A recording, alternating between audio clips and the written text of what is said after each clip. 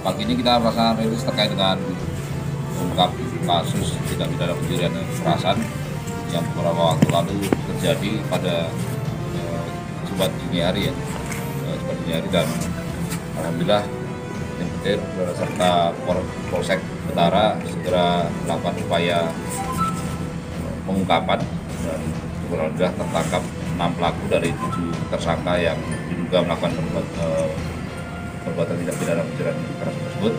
Awal mula pengungkapan ini terjadi setelah jam 2 dini hari TKP kejadian terlaksana, kemudian jam 3 dini hari mendapat informasi dari salah satu masyarakat bahwa terjadi tindak pidana pencurian kekerasan dan korban berada di rumah sakit dilakukan penanganan medis.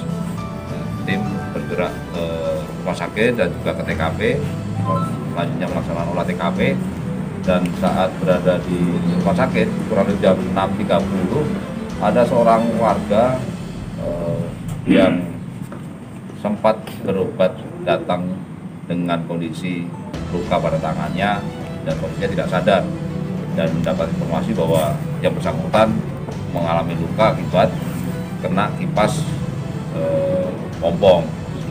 Karena kondisinya tidak sadar sehingga tidak bisa dilakukan interogasi dan lain sebagainya. Tapi tim mencurigai yang bersangkutan memiliki ciri-ciri yang mencurigakan, kemudian dilakukan pendataan identitas, kemudian dilakukan upaya penyelidikan lanjut mengkaitkan dengan kondisi di TKP, kemudian ciri-ciri yang disebutkan oleh para saksi, menganalisa kemungkinan dia adalah salah satu pelakunya, kemudian melihat jaringan yang bersangkutan, dan hasil olah TKP ditemukan beberapa barang bukti selain sajam, selain parang, ada beberapa catatan-catatan yang hal tersebut akhirnya dianalisa menjadi salah satu petunjuk-petunjuk untuk menuju ke pelaku yang lainnya.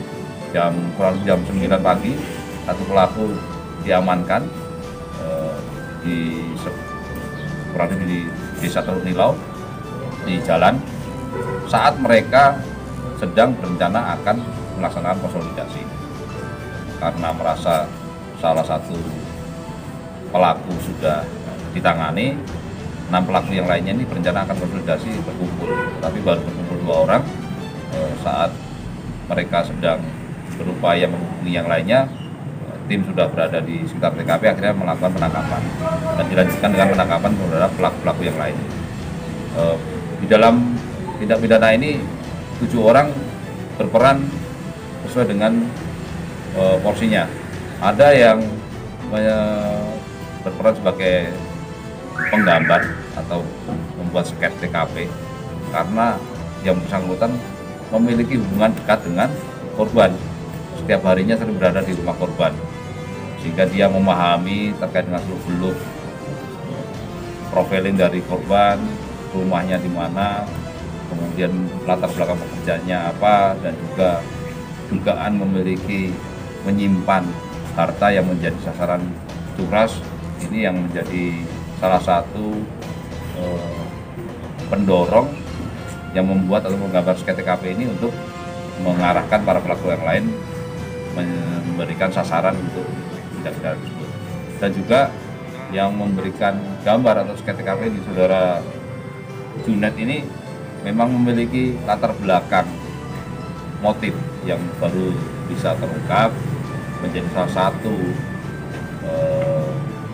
motivasi mereka menyasar dari korban saudara Ibrahim, karena yang bersangkutan memiliki utang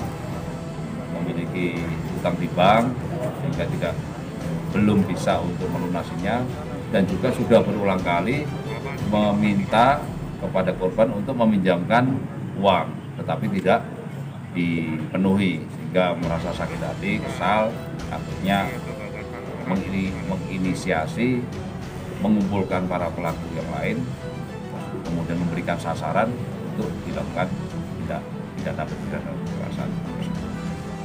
Sehingga ada 2 kali kegiatan mereka melaksanakan rapat sebelum peristiwa itu berlangsung.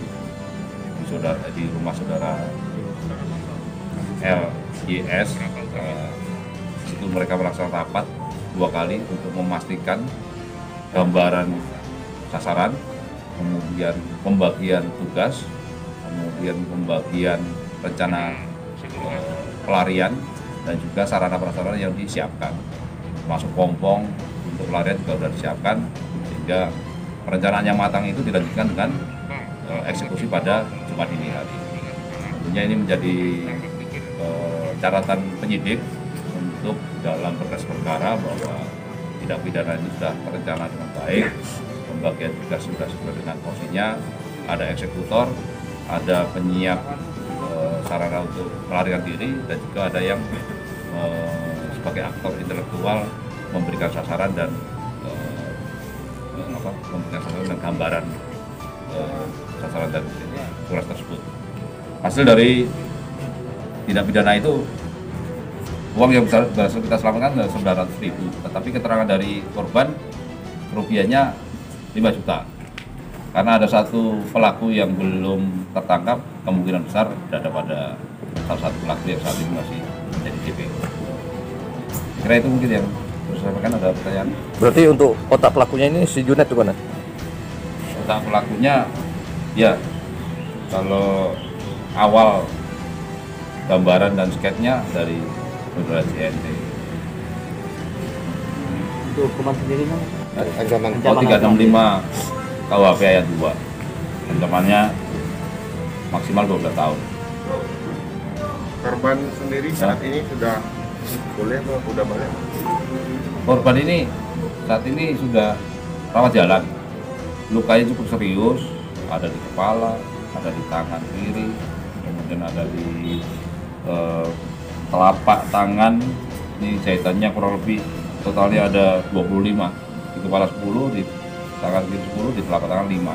Dan anak korban yang sempat membantu korban saat kejadian berlangsung juga mendapatkan beberapa jahitan tapi tidak dirawat inap.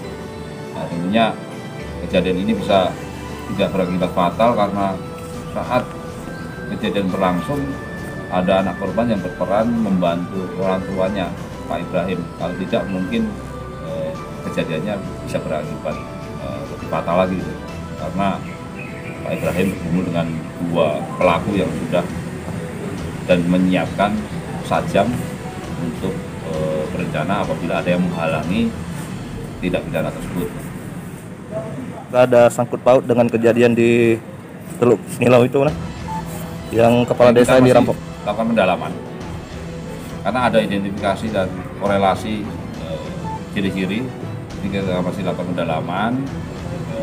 Hasilnya masih dikaji lebih lanjut oleh tim yang sudah di lapangan sambil membuka kembali data-data maupun penelitian lanjut terhadap escape-nya.